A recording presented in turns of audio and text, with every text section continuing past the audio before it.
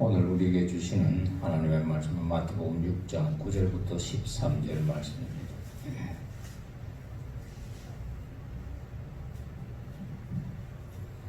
그러므로 너희는 이렇게 기도하라. 하늘에 계신 우리 아버지여, 이름이 그렇게 여김을 받으시오며 나라가 임하시오며 뜻이 하늘에서 이루어진 것 같이 땅에서도 이루어지이다. 오늘 우리에게 일용할 양식을 주시옵고 우리가 우리에게 죄 지은 자를 사하여 준 것 같이 우리 죄를 사하여 주시옵고 우리를 시험에 들게 하지 마시옵고 다만 악에서 구하시옵소서. 나라와 권세와 영광이 아버지께 영원히 있사옵나이다. 아멘. 오늘 우리에게 주신 하나님의 말씀입니다. 기도하겠습니다.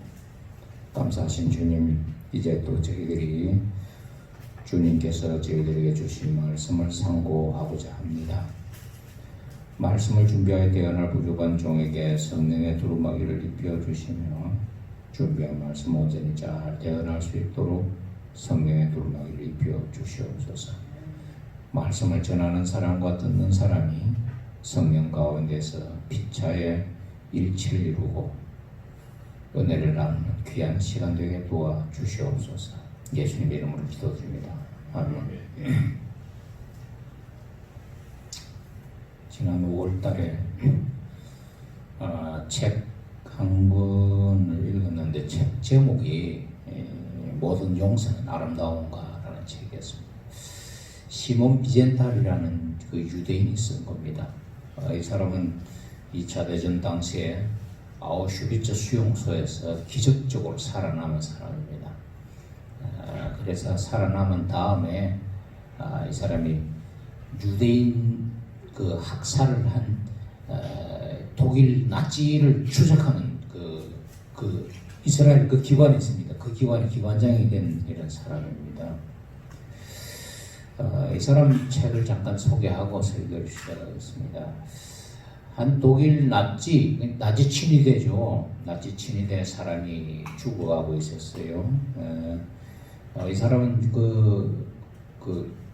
유대인들을 학살하는 일에 참여했던 사람입니다. 근데 죽어가면서 총을 맞아서 이제 제일 마지막에 병원에 실려왔는데 병원에서 이제 자기의 죄를 용서받고 싶어 하는 겁니다.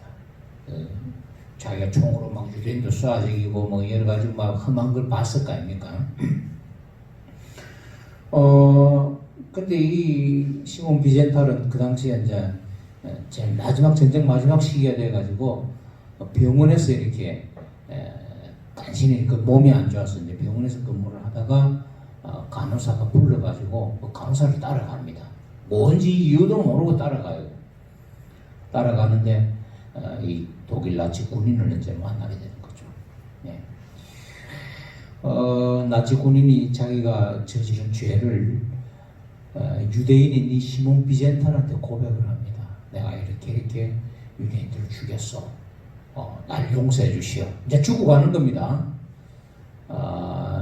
이 비젠탈이 끝까지 그 나치 군인의 이야기를 들어줍니다. 그런데 용서한다는 이야기는 안 해요. 안 합니다.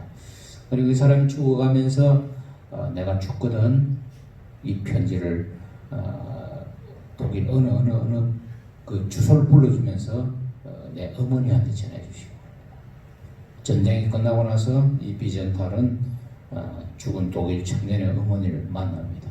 근데 세상에 어머니들이 볼 때야 그죠? 자식들이 다 자기 자식 아닙니까? 착하고 자식이 전쟁터에서 어떤 일을 저지르는지도 모르는 거죠. 비젠탈은 이 나치 청년이 전쟁터에서 저지른 일을 그 어머니한테는 이야기를 안 합니다. 침묵하고 좋은 이야기만 하고 편지를 전해주고 이제 나옵니다. 비젠탈의 고백이 그렇습니다. 그 죽어가는 나치 청년이 내게 용서를 구했을 때 결국 나는 침묵했다. 그리고 훗날 그의 어머니를 만났을 때도 나는 착한 성품을 지닌 아들에 대한 그녀의 환상을 깨고 싶지 않아서 침묵을 지켰다. 이 비젠탈의 고백입니다. 그러면서 내가 과연 그 나치의 침대 곁에 앉아서 끝까지 침묵을 지킨 일은 옳은 일이었을까? 아니면 틀린 일이었을까? 이 책을 읽는 독자들은 스스로 판단해 주기 바란다는 겁니다.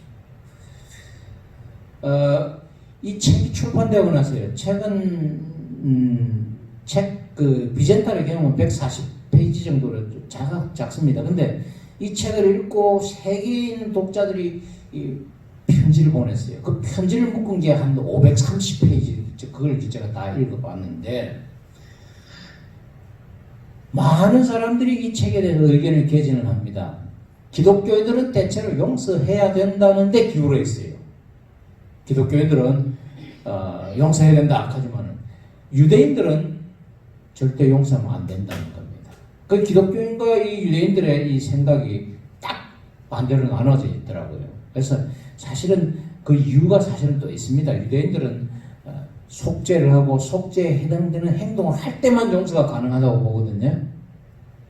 근데 우리는 기독교인들은 어떻게 교육을 받냐 그러면 무조건 죄를 고백하면 용서받는다고 하지 않습니까? 그러니까 이게 개념이 상당히 다르기 때문에 이런 이제 결론이 나오는 겁니다.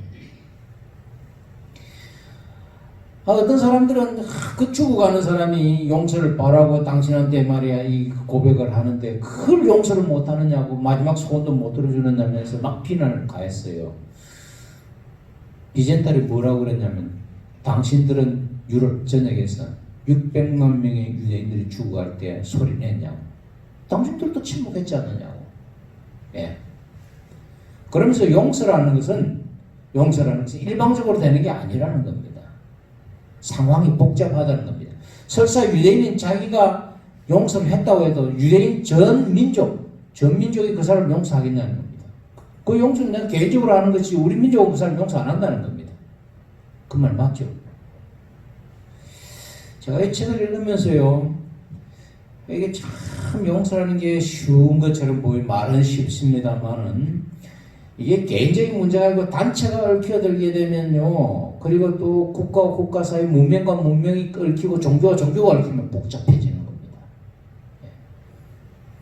우리나라 대통령이 과거 일본이 우리나라에 저지른 만행을 용서한다는 발언을 했다고 합시다. 제 문제는 가정입니다. 문재인 대통령이 우리는 일본 사람들이 과거에 저지른 모든 범행을 용서합니다. 누가 누구를 그게 우리나라 대통령이 자기네 대표자라고 말을 할지 모르지만은 그러나 모든 국민들의 응어리는 지금 이미 져 있는데 대통령이 뭐 용서한다 해서 용서가 됩니까? 우리 국민들이 입에는 쪽발이 새끼라는 말이 입에 달렸는데 안 그렇습니까? 그러니까 이게 용서하는 일이요, 종교와 문화와 민족적인 감정, 개인이 처했던 이런 상황 등이 개입이 되면 복잡해지는 겁니다. 예수님 말하는 이 주기도문도 마찬가지입니다. 예수님께서는 우리가 우리에게 죄 지은 자를 사하여 준 것 같이 우리 죄를 사하여 주옵시고라고 이제 기도를 했습니다. 가르치셨는데, 여러분 들고 다니는 성경 밑에 그 각주가 있죠. 그 구절을 각주 달아놓은 성경이 있지. 뭐라고 각주를 달아놨습니까? 예? 여러분 각주 없습니까? 여러분 성경에는?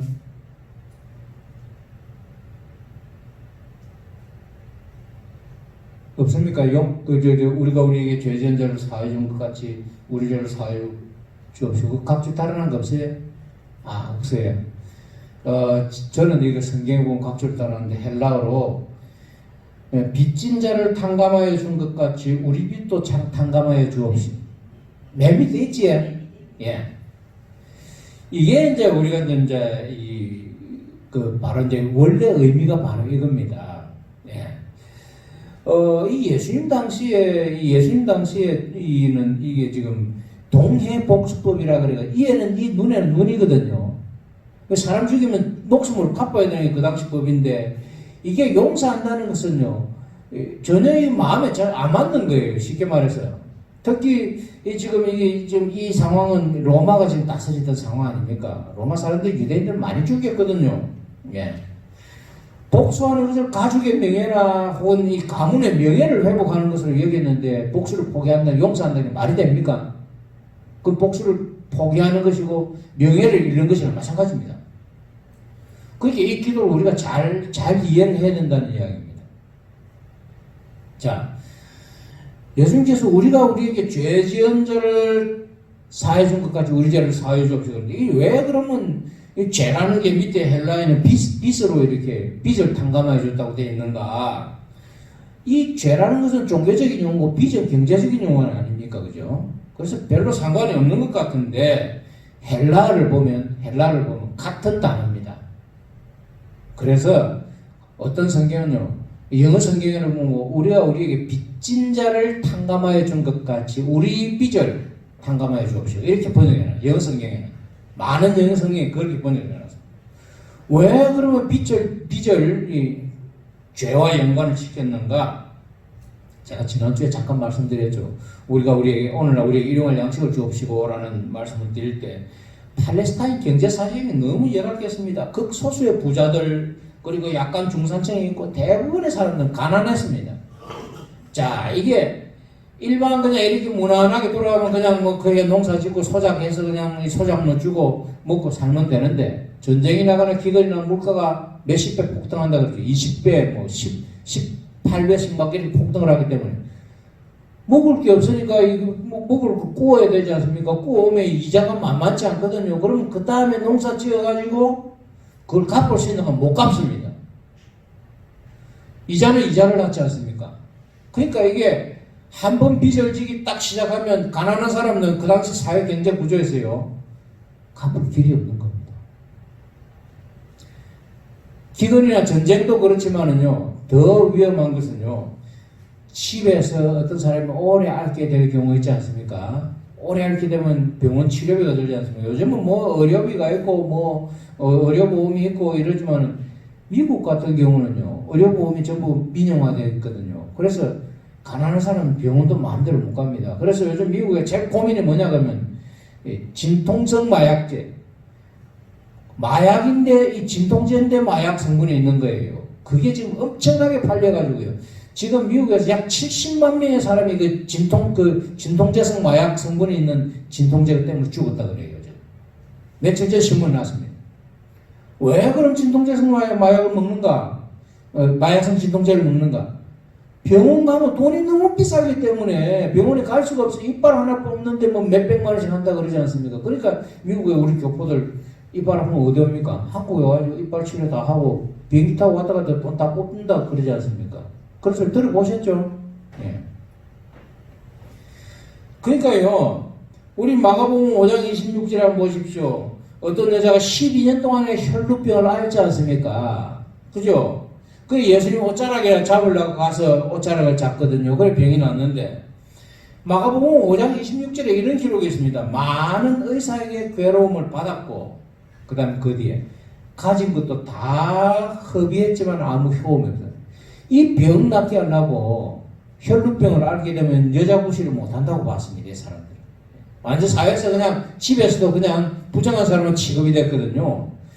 그러니까 이 병을 낫게 하려고 좀 사람답게 살아볼 기라고 온 집에 돈을 다 쏟아부었는데 병이 안 나았던 겁니다. 이리 되면 완전히 집안이 망하는 겁니다. 본인뿐만 아니고 가족 전체가 이제 가난의 나라로 굴러 떨어지는 거죠. 결국 병 치료하기 위해서 뭘 팝니까? 집을 팔아야 되고 그 다음에 그 당시에는 농사 짓는 토지가 있지 않습니까? 그죠? 토지를 팔아야 됩니다. 그러면 자작농, 소작농이 되고 소작농이 되면 그 소작료를 줘야 되고 세금도 내야 되고 막 결국 소작농은 또 어떻게 됩니까? 종이나 날품팔이 일용직으로 전락하게 되는 게 그 당시 사회구조였습니다. 이게 빚을 지지 않고 돈을 필요한 만큼 쌓아놓고 뭐 살면 얼마나 좋겠습니까? 만은 그렇게 사는 사람 별로 없습니다. 비축까지는 돈이 마음 놓고 쓸 만큼 비축까지는 안 되더라도, 그죠? 빚을 지지 않고만 살아도 그래, 그나마 다행인 거죠. 문제는 빚입니다. 어떤 이유로 빚을 졌든지 빚은요, 채무자의 자유를 상실하게 하고 갚지 못할 경우 종으로 전락하게 만듭니다. 이게 요즘은 그래도 그나마 은행이 있어서 좀 그래도 점잖은 편이에요. 요즘 악덕 사채업자한테 걸리면 거의 엉망이 돼버립니다만은 그래도 은행 빚은 그래 조금 좀 가혹하긴 해도 그죠? 예. 그래도 좀 사정을 봐줍니다. 그리고 시간이 좀 지나면 국가에서 어떻게 해서 또 뭐 이게 뭐 갈아타기도 하고 뭐 방법 좀 조금씩 뭐 있긴 있어요. 근데 고대 사회는 그런 게 없었습니다. 빚 못 갚으면 어떻게 합니까? 그냥 관리한테 이야기하면 관리가 군인되고 체포해 오게 가다 버려요. 참. 그리고 나중에 정 못 갚게 되면 어떻게 됩니까? 자기 몸을 팔아서 빚을 갚아야 돼요. 결국 채무자는 채권자의 뭐가 됩니까? 종이 되는 겁니다. 종이 된다는 게 뭡니까? 생명이 있는데 자유가 없는 거 아닙니까? 사람은 사람이지만은 사람 아닌 사람입니다. 이게 종이 되면 주인이 때리면 맞아야 되고 욕하면 들어야 되고요. 주인 집에서 먹고 자는 건 해결해 주지만 정말 주인의 소유물입니다. 주인이 마음대로 할 수 있는 거예요. 레이기 법에도 보면요. 주인이 종을 때렸을 때 종이 막 다치지 않습니까? 다치면 종이 24시간 살았으면 주인이 책임 면제예요. 주인이 때려가 바로 죽으면 주인이 과실치사 책임을 져는데 종이 24시간이나 살아있으면 주인은 책임이 없습니다. 왜? 그 종이 죽어봤자 내 소유물 내가 뭐 부쉈다는 것 정도밖에 안 되고 내가 잃어버린 것밖에 안 되니까요. 재산이란 말입니다. 재산 잃어버린 사람은 싫어. 이 법이 교통사고에도 여러분 적용된다는 거 아십니까? 교통사고 났어요. 그 자리에서 적사인 거하고 병원에 실려가 24시간 있다 죽은 거하고는요. 과실치사냐 안 그러면 굉장히 감형 요건이 크게 작용이 됩니다. 24시간에도 교통사고나 살아있으면요. 이건 굉장히 벌이 감경이 되고 그 자리에서 적사했다가 굉장히 벌이 이렇게 커지는 겁니다. 이게 종이 되는 겁니다. 빚을 지게 되면 이렇게. 그게 빚을 탕감해 준다는 게 뭡니까? 오늘날 우리가 우리에게 빚진 자를 탕감하여 준 것 같이 우리 빚을 탕감하여 줍시오. 이런 뜻이거든요. 이 빚을 탕감하여 준다는 것은 뭡니까? 채권자가 채무자에 대한 권리를 완전히 다 포기하는 겁니다. 너 이제부터 자유야. 내한테 진 빚 안 갚아도 돼. 이런 겁니다. 빚을 탕감해 준다는 것은요. 채무자를 종의 신분에서 자유인이 되게 만드는 겁니다. 채무자에게 자유와 해방을 주는 것이고 사회에서 새로운 출발을 할 수 있는 기회를 부여해 주는 거죠. 엄청난 지금 이 특권을 주는 겁니다. 이 복음서 저자는요, 이 용서라는 것을 바로 이렇게 봤습니다. 사람이 사람의 죄를 용서하는 것, 이걸 빚을 탕감해 주는 것이라고, 용어가 지금 바로 그 용어입니다. 빚을 탕감해 주는 것이라고 그랬습니다. 용서를 통해서 마음에 품고 있던 모든 덩어리를 던져버리는 것입니다. 그리고 인간관계를 새롭게 하고 더 이상 과거에 매이지 않고 새로운 출발을 할 수 있게 만들어주는 것이 바로 오늘 본문에서 말하는 용서입니다. 굉장히 의미 깊은 기도라고 할 수가 있습니다. 그 다음에 용서라는 게 있지 않습니까? 우리가 우리에게 죄 지은 자를 사해 준 것 같이 그랬죠.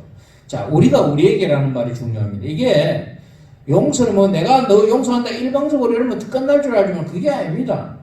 용서는 일방적인 것이 아니고 우리가 우리에게 서로 상호 이 용서가 이루어져야 한다는 것입니다. 시몬 비젠탈 이야기로 다시 돌아갑니다. 독일군 병사가요 유대인인 비젠탈에게 용서를 청하죠. 어찌 보면 독일 나치 병사는 가해자 아닙니까? 자기 보는 앞에서 동족인 유대인들을 쏘아 죽이고 뭐 그랬는데 가해자예요. 이 가해자인 나치 병사가요 유대인인 비젠탈을 불러가지고 용서를 청한 것은 어쩌면 이제 죽게 되면 하나님 앞에 독일 문화 자체가 이제 이 기독교 문화니까요. 죽게 되면 뭐 합니까? 하나님 앞에 가서 심판을 받게 되지 않습니까? 그죠? 심판에 대한 나가 아직 용서를 못 받았다. 그러면 하나님 앞에 가서 뭡니까? 더 큰 심판을 받게 되니까 그 어떤 죽음에 대한 공포심 때문에 비제타를 불러가지고 이렇게 용서를 청했을지도 모른다는 거죠. 그렇게 이걸 이야기를 합니다. 죽는 순간까지 이기적이었다는 겁니다. 비젠탈은 침묵했죠. 어떤 사람은 죽어가는 사람이 청하는 용서를 거절한 이 비젠탈이 인간의 도리를 다하지 못했다고 죽어가는 사람 마지막 그 소원도 못 들어줬다고 막 비난하게 됐습니다.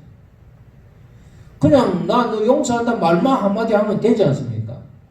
근데 비젠다는 차마 그 이야기를 못하고 그냥 묵묵히 이야기만 들어주고 손만 잡고 이야기만 들어주고 침묵합니다. 여러분 이 비젠다의 이야기에서 우리가 뭘 알 수 있는가? 내가 일방적으로 용서한다고 용서가 되는 것은 아니라는 거죠. 진정한 용서라는 것은 가해자의 참회가 있어야 되고 또 피해자가 이 사람을 이해하고 또 받아들이는 마음이 생길 때 이 상호관계에서 진정한 용서가 성립이 된다는 것입니다. 현재 우리 사회를 한번 보시기 바랍니다. 우리 사회는 용서도 가해자를 중심으로 지금 생각을 하는 경향이 굉장히 농후합니다. 바꿔 말해 죄 지은 사람이 더 큰 소리 친다는 겁니다. 이런 사고방식은요 용서까지도 이기적인 것으로 만듭니다. 이기적인 마음에서 용서를 강요하는 태도는 형식적인 사과를 하게 만듭니다. 예를 들어서 돈을 가진 사람들이 잘못을 저질러 놓고 언론 앞에 나와가지고 어떡합니까? 다 죽어가는 표정으로 죄송합니다 하면 속으로는 뭐라 그럽니까? 두고 보자 그러죠. 옛날 대한항공 조현아 사건 때 그런 일이 있었지 않습니까? 그죠? 지금 뭐 박원순 사건도 마찬가지예요. 진짜 피해를 본 것은 그 비서죠. 성추행당한 비서죠. 근데 지금 뭐 그 비서는 얼굴도 못 내밀고 오히려 지금 잠잠하고 있어요. 윤미향 사건도 마찬가지입니다. 진짜 피해자는 그 정신대 끌려간 할머니들입니다. 그러지 않습니까? 근데 그 할머니 지금 잠잠하지 않습니까?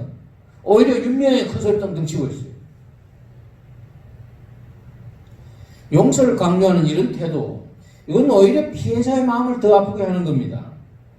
돈과 힘을 가진 사람이 용서해. 용서 안 해? 안 하면 말고 그럼. 이런 태도예요. 답답한 건 니지 내가 알지.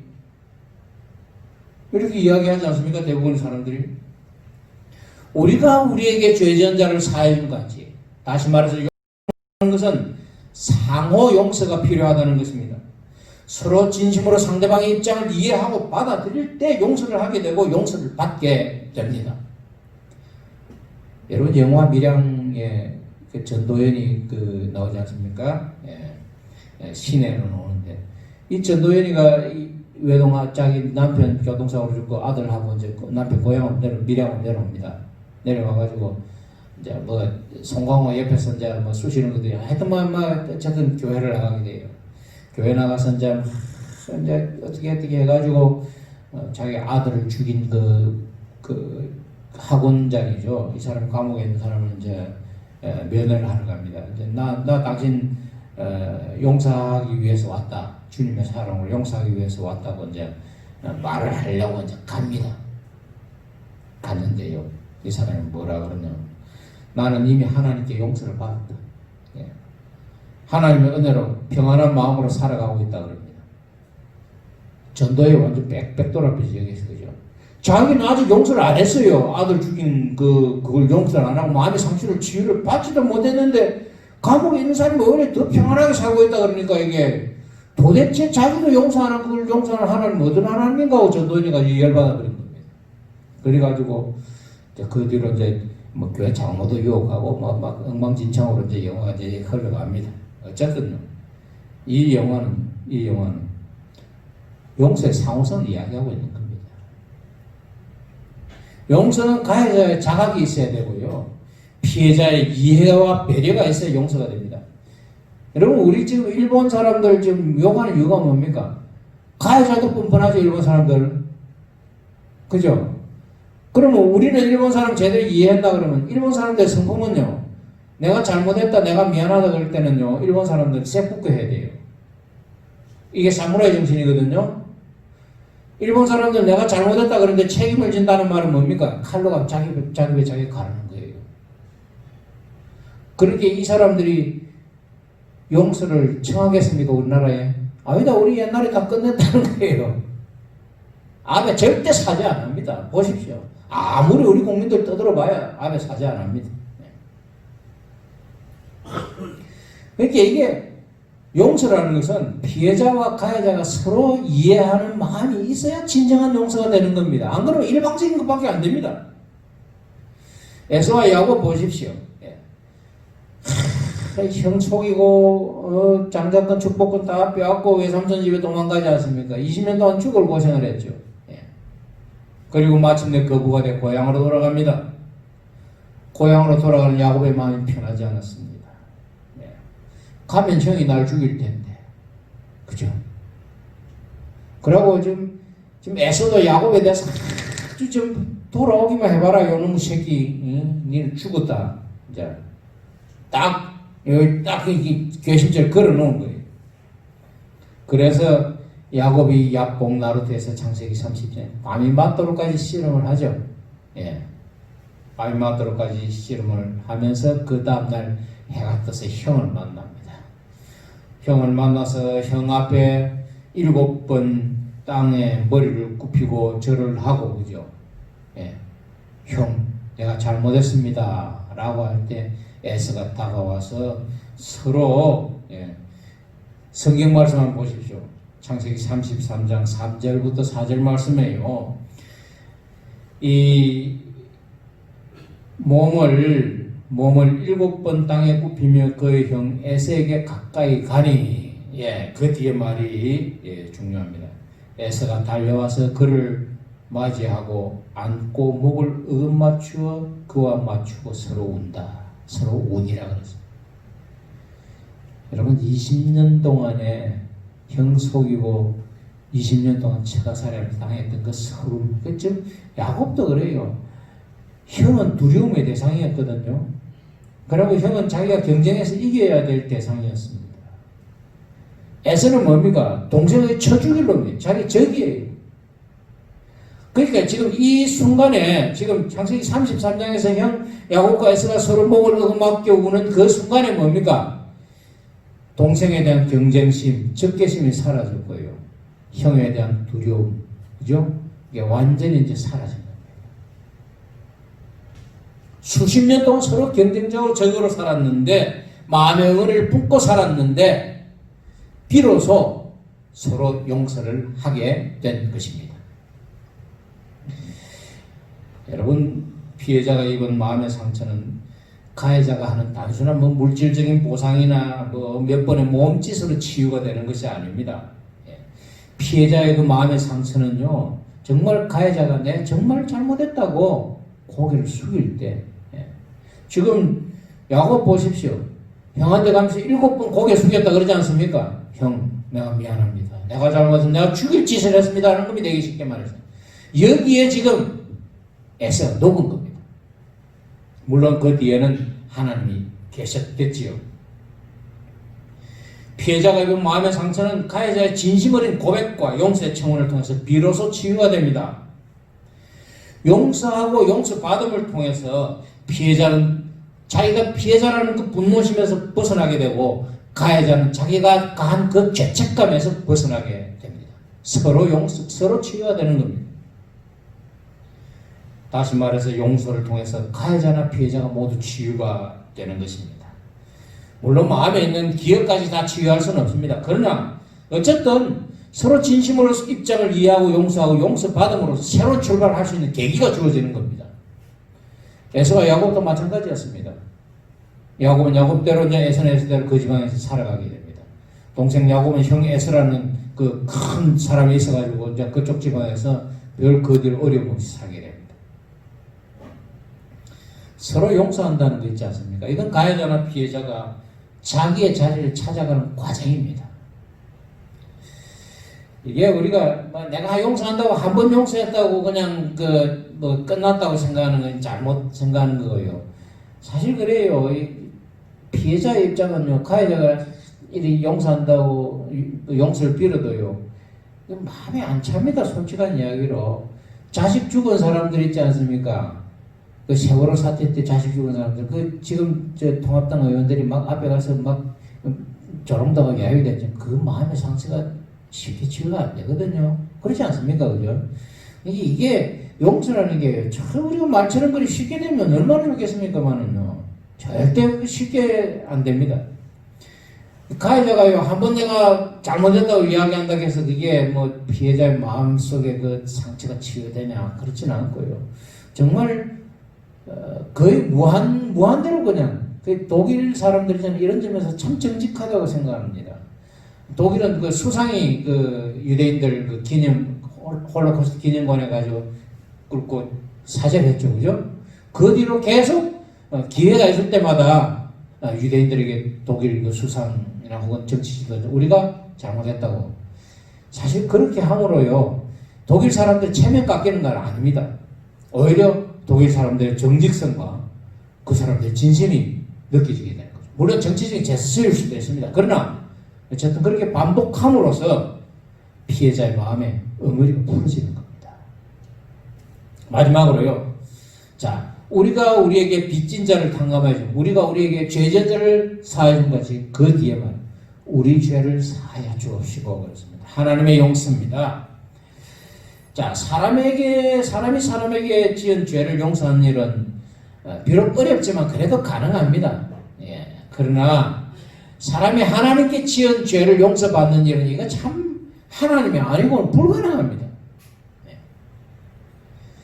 이 사람을 용서하는 일은요, 사람의 근본적인 죄와 죄책감을 없이 하는 일은요, 심리적인 문제, 현대사회는 자꾸 이걸 심리적으로 해결을 하려고 합니다. 혹은 뭐 경제적으로 정치적인 제도를 통해 가지고 이렇게 뭐 이거 문제를 죄나 죄 문제를 해결해 보려고 합니다. 왜 청소년 문제가 자꾸 생기냐? 왜 주택 문제가 자꾸 생기냐면서 법을 정비를 하고 뭐 법을 통과시키면 여러분 그렇다고 뭐 계속 청소년 문제가 안 생기고 주택 문제가 안 생기겠습니까? 아닙니다. 사람 마음을 근본적으로 치유하지 않으면 계속해서 그런 똑같은 죄는 생기는 겁니다. 사람의 마음을 근본적으로 치유할 수 있는 것은 누구냐? 사람이 아니고 하나님입니다. 그래서 우리가 우리에게 죄 지은 자를 사하여 준 것 같이 우리 죄를 사하여 주옵시고라고 예수님은 기도하셨던 것입니다. 현대인들은 자꾸 죄를요, 용서라는 말을 심리적인 면이나 사회 경제적인 면에서 자꾸 생각을 합니다. 그러나 그렇지 않습니다. 고대인들은 이 용서, 죄라는 문제를 생명과 연관시켜 생각했습니다. 그 죄의 결과로 죽음이 오게 되고, 그죠? 죄의 결과로 병이 오게 된다고 해서 거의 대부분 그렇게 생각했지 않습니까? 그죠? 그래서 죄 용서를 받아야 생명을 얻게 되는 것이라고 생각했던 거죠. 근데 이 죄의 용서를 누가 해주는가? 인간이 해주는 게 아니고 하나님이 해준다는 겁니다. 그래서 우리가 대속이라고 해요, 대속. 우리가 뭐 신학의 대속이라는 속이라는 한자 말은요 바로 그런 겁니다.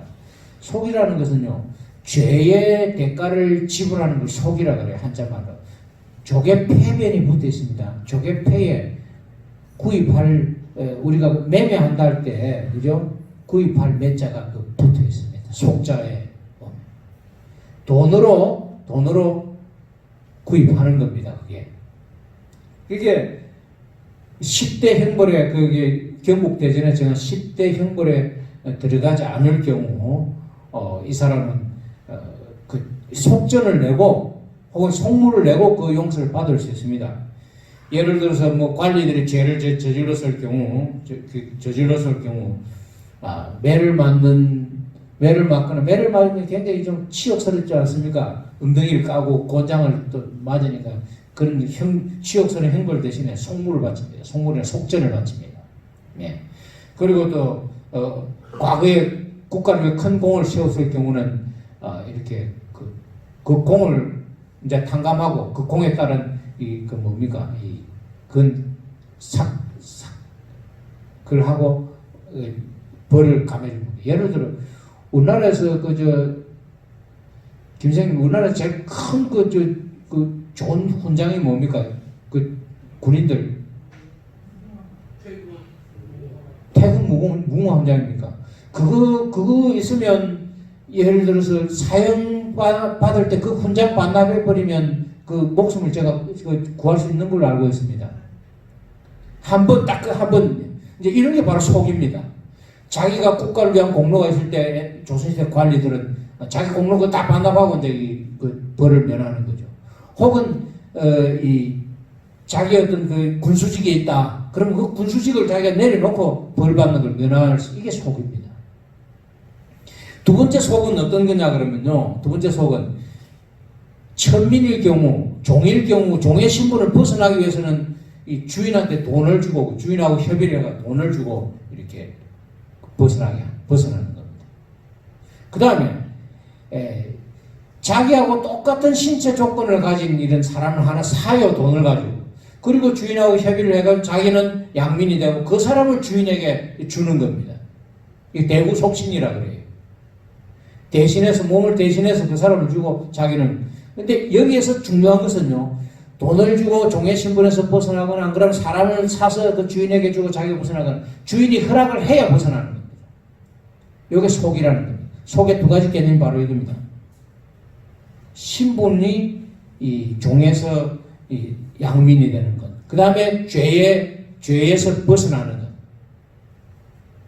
바로 이 속이 바로 이런 겁니다. 예수 그리스도께서 우리가 우리에게 죄진 자를 사하여 준 같이 우리 죄를 사하여 주옵시고, 그러니 바로 이런 겁니다. 하나님이 우리 죄를 사하여 준다고 할 때, 그죠? 하나님이 우리 죄를 사하여 주신다고 할 때 예수 그리스도의 희생을 지금 전제로 한 것입니다. 예수 믿는 사람의 구속을 위한 말씀인데, 이 말씀이 이게 지금 생각해 보십시오. 하나님이 직접 사람에 대해 대구속신 아닙니까? 하나님이 직접 사람이 돼야 종의 신분에서 우리가 벗어날 수 있는 겁니다. 그리고 그 종이 하나님께 벌을 받아야 자기가 그 종이 돼야 되는 거죠. 예수 그리스도의 십자가 사건이 바로 그런 겁니다. 너희가 땅에서도 풀면 하늘에서도 풀리고 땅에서도 매면 하늘에서도 매인다 그러죠. 이게 우리 기도에도 저는 해당된다고 생각을 합니다. 이게 너희가 지금 주기도문 제일 마지막 부분에 한번 보십시오. 14절 말씀 한번 보십시오. 주기도문 지금 우리를 시험에 들게 하지 마옵시고 다만 악에서 구하옵소서 그래놓고 그 뒤에 말씀이 더 재밌습니다. 너희가 사람의 잘못을 용서하면 너희 하늘 아버지께서도 너희 잘못을 용서하시겠지만은 너희가 사람의 잘못을 용서하지 아니하면 너희 아버지께서도 너희 잘못을 용서하지 아니하리라. 용서라는 것이 상호 관계에서 이루어지고 하나님의 용서는 더 그렇다는 것입니다. 마태복음 18장에 보면 참 재미있는 이야기가 하나가 나오죠. 어떤 사람이 그 1만 달란트 빚을 졌지 않습니까? 그래서 주인이 1만 달란트를 탕감을 해줍니다. 근데 주인한테 탕감받고 떠나가는 길에 자기한테 뭡니까? 100데나리온 빚진 종을 만나죠. 모가지를 끌고 가가지고 돈 갚으라 그러니까 돈이 없거든요. 100데나리온이거든. 반년 정도의 1년에 한 200데나리온 정도 수입이 된다고 그래요. 옛날 팔레스타인 사람, 가난한 사람, 평민들은. 그러면 한 반년 정도 수입이 됩니다. 이걸 못 갚는다고 어떻게 했습니까? 목을 끌고 가서 관리한테 가가지고 감옥에 넣어버렸어요. 자, 10,000달란트 같으면 얼마냐면 한 달란트가요, 한 달란트가 6,000데나리온입니다. 제가 계산해 보니까 6천만 데나리온입니다. 10,000달란트가. 6천만 데나리온 탕감을 받아놓고 100데나리온 안 갚았다고요. 목을 끌고 가가지고 감옥에 넣어요. 사실은요, 우리가 이 지금 마태복음에 나오는 이 빚 탕감, 소위 말 죄를 탕감하여 용서받는 이런 이야기는요, 사람의 죄에 대한 이기성을 너무 잘 드러내고 있습니다. 다른 사람의 어떤 사람은 그래요. 다른 사람의 작은 죄를 보고 아주 큰 것처럼 생각하고요. 내 큰 죄는 아주 작게 생각하는 이런 경향이 있습니다. 사람의 이 심성이 그렇습니다. 이게 죄에 대한 이기성이라고 저는 생각을 합니다. 이 6천만 데나리온이라는 엄청난 빚을 탕감받고도 그 만족 못해가지고 감사할 줄 모르고 100데나리온 돈 챙기려는 게 인간 본성입니다. 예수님은 이 비유 마지막에서 너희가 각각 마음으로부터 형제를 용서하지 않으면 나의 하늘 아버지께서도 너희에게 이와 같이 하시리라고 말씀하셨습니다. 우리가 이런 점을 잘 알아야 됩니다. 항상 자기 자신을 주시하고 있어야 됩니다. 자꾸 다른 사람 눈에 티를 마치 들보처럼 생각하고 자기 눈 속에 있는 들보는 티처럼 생각을 하려고 합니다. 그래서 딱 요한복음에 나오는 것처럼 가늠한 여자 흰장이 꼴리는 돌던질 준비는 항상 하고 있는 겁니다. 우리 여야의 태도를 보면 더 잘 알 수 있습니다. 쉽게 이야기하면 그래요.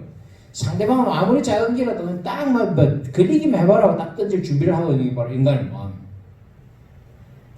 하나님께 죄를 고백하고 용서를 청하는 것은 하나님 백성의 특권입니다. 근데 진짜 중요한 것은 뭔가 용서를 청하는 마음 자세입니다. 가장 중요한 것은 이웃에게 그죠? 이웃의 잘못을 용서하고 그죠? 거기에 기초를 해서 하나님 용서를 청하는 겁니다. 이웃을 용서함으로 자신도 이웃과 다른 존재가 아니라 나도 똑같은 죄인이라는 것을 하나님 앞에 고백하게 되는 거죠. 그리고 하나님께 용서를 청하게 되는 것입니다. 말씀을 정리합니다. 이 현대인들은요, 과거 어느 때보다도 인간의 가능성을 강조합니다. 그러다 보니까 인간의 가능성을 강조를 하다 보니까 사람이 죄인이라는 존재를 좀처럼 인정을 안 합니다. 어떤 노력을 해도 죄와 그 결과는 벗어날 수 없는 게 인간입니다. 저는 그렇게 생각합니다. 정도의 차이는 있겠지만 사람은 현실에서 항상 죄를 짓고 죄와 더불어 살아가는 것이 사람입니다. 결국은 뭔가 거룩하게 살려고 애는 쓸 수 있지만 완벽한 거룩은 없다는 것입니다. 하나님 앞에서. 그래서 하나님의 용서가 필요한 것입니다. 아무리 많이 배워도요, 아무리 거룩해도, 아무리 신앙심이 있어도, 아무리 깊이 수행을 해도요, 죄에서 벗어날 수 없는 것이 인간의 운명입니다. 드러나지만 않을 뿐입니다.